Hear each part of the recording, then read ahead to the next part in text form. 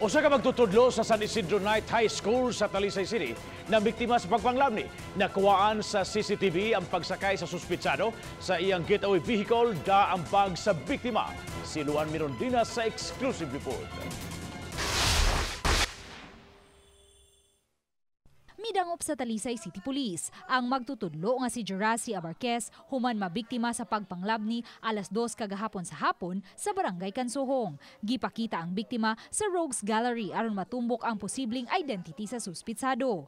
Matud ni Abarquez, samtang nagatang siya og bus, nabantayan niya ang usa ka kadudahang lalaki nga daw nagatang usab og masakyan. Ang kato siyang laki na bantayan ako, naglingkod po siya sa pika side sa akong left kaya gaana man ko facing sa SRP.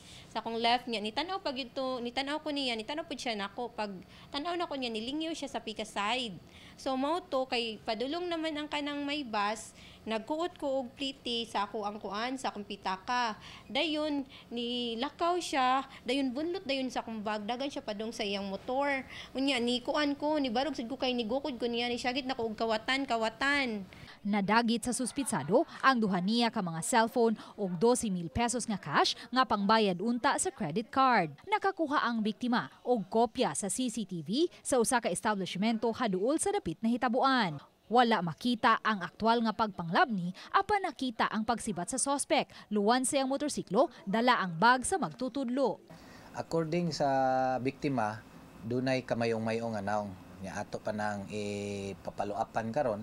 Padtuan na to ang katong balay adto ug naa magaling to ug mo-match ang katong description sa suspect ug sa description pud sa giingon sa biktima nga mao.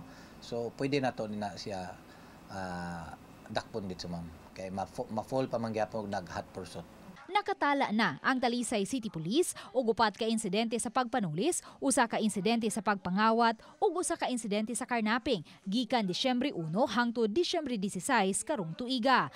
Hinuon mas menos kini itandi sa susamang buwan sa miaging tuig nga mitala og 7 ka mga pagpangawat, 2 ka pagpanulis ug usa ka insidente sa karnaping.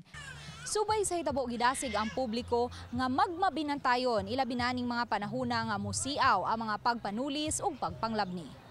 Luan Mirondina, Balitang Misda.